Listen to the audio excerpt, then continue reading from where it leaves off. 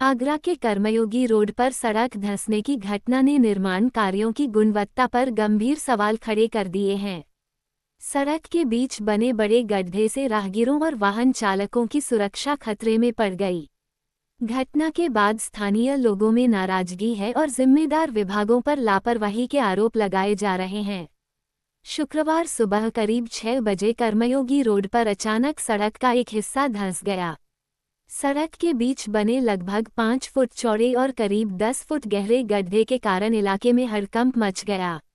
सूचना मिलते ही स्थानीय लोग मौके पर जुट गए और प्रशासन को इसकी जानकारी दी। स्थानीय लोगों का कहना है कि यह सड़क कुछ ही महीने पहले करोड़ों रुपये की लागत से बनाई गई थी, लेकिन कम समय में ही दूसरी बार सड़क धंसने की घटना सामने आई है।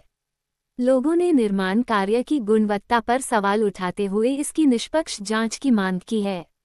घटना की जानकारी मिलने पर समाजवादी पार्टी के प्रदेश महासचिव नितिन कोहली भी मौके पर पहुंचे।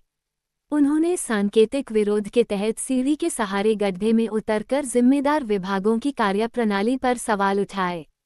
उनका आरोप है कि नगर निगम, जलकल विभाग और संबंधित एजेंसियां एक दूसरे पर जिम्मेदारी डाल रही हैं, जबकि आम जनता को परेशानी का सामना करना पड़ रहा है।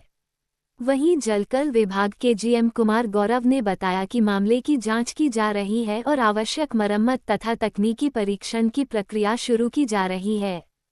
स्थानीय लोगों ने गड्ढे को जल्द भरने के साथ पूरे निर्माण कार्य की गुणवत्ता की जांच और दोषियों पर कार्रवाई की मांग की है।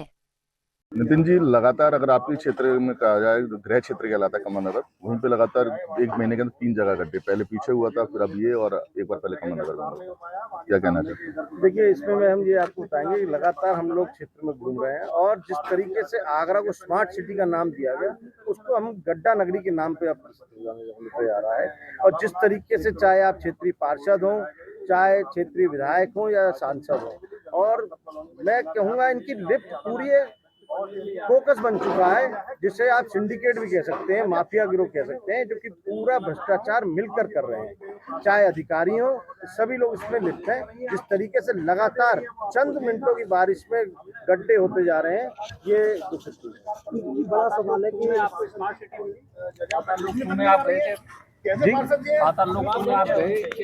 हाँ, मुझे तो ऐसा ही लग रहा है कि आगरा की स्मार्ट सिटी पताल लोक से रास्ता जाता है इसका, क्योंकि जिस तरीके से गहरे गहरे गड्ढे हैं, तो मुझे ऐसा लग रहा है कि अंदर ही कहीं एक आगरा स्मार्ट सिटी बना हुआ है। तो आप खजाना ढूंढने की बात कर रहे थे, कौन सा खजाना छुपा हुआ है इस गड्ढे में? मुझे लगा कि विकास जो कहते हैं कि विकास, सबका साथ सबका विकास, तो विकास शायद नीचे मिल रहा हो, ऊपर तो कहीं मिल नहीं पा रहा है, तो शायद पताल लोक में मिल जाए। तो कई गड्ढों में हमें जा जाके देख रहे हैं कि विकास पर विकास मिल नहीं पा रहा। बड़ा सवाल है कि सड़क पर चलना सुरक्षित नहीं है, कि कब सुरक्षित चलने की बजाय पाताल लोक के दर्शन हो। बिल्कुल, ये मैं आपको पहले भी आपके माध्यम से कहा था कि अब आदमी सड़क पे चलने के लिए भी सुरक्षित नहीं है। वो डर रहा है कि मैं स्कूटर लेके जाऊं, कहीं ऐसा ना हो कि अस्पताल लोग में चले जाऊं। इस बीच आपके घर के सामने जो गड्ढा हुआ, तो उसके बाद अधिकारियों ने क्या आश्वासन दिया कि कुछ नहीं, ढाक के 3 पात, उसमें जो जब पहले भी आते हैं तो तुरंत ये लोग बैरियर लेके आते हैं और मिट्टी लेके आते हैं, जो मिट्टी को डालकर गड्ढे को बंद करने का काम करते हैं। पर वो मिट्टी चंद मिनटों की बारिश में भी घुल जाती है और फिर वो गहरा गड्ढा और हो जाता है। सबक नहीं लिया जा रहा, बार बार होती है। बिल्कुल लापरवाही है। यहाँ के क्षेत्रीय पार्षद कह लें, चाहे विधायक कह लें, कोई संज्ञान नहीं ले रहे। उन लोगों को एसी में बैठने का शौक लग चुका है।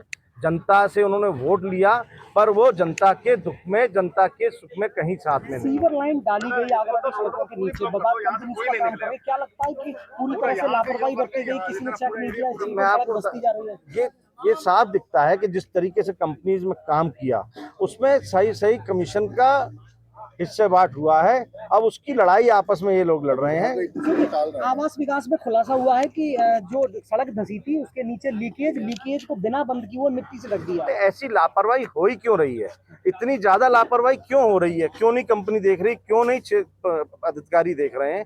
और यहाँ के विधायक कर क्या रहे हैं? संज्ञान ले, नोटिस दे, सीधे सीधे मिले, नगर आयुक्त से मिले कि ऐसा क्यों हो रहा है। अब आपस में कंपनी श्रेय लेते कि भाई ये हमारा काम नहीं है, ये उनका काम है। उनका काम तो सरकार द्वारा हो रहा है ना, चाहे किसी का भी हो रहा हो। तो सीधे सीधे कमीशन का बंदर बाट है, जिससे जनता परेशान है। जाएंगे विभागों में, आप जाएंगे? बिल्कुल, हम लोग जाएंगे और नगर आयुक्त के अगर चंद चंद दिनों में इन्होंने अगर कार्रवाई नहीं करी, क्योंकि ये सिर्फ जांच का विषय नहीं है, नगरायत क्या करते हैं, जांच का बैठा देते, जांच बैठाएंगे, पर उस पर क्या कार्रवाई हुई, एफआईआर क्यों नहीं हुई? मान लो कोई यहाँ अनहोनी हो जाती तो उसके बाद क्या एफआईआर होगी क्या?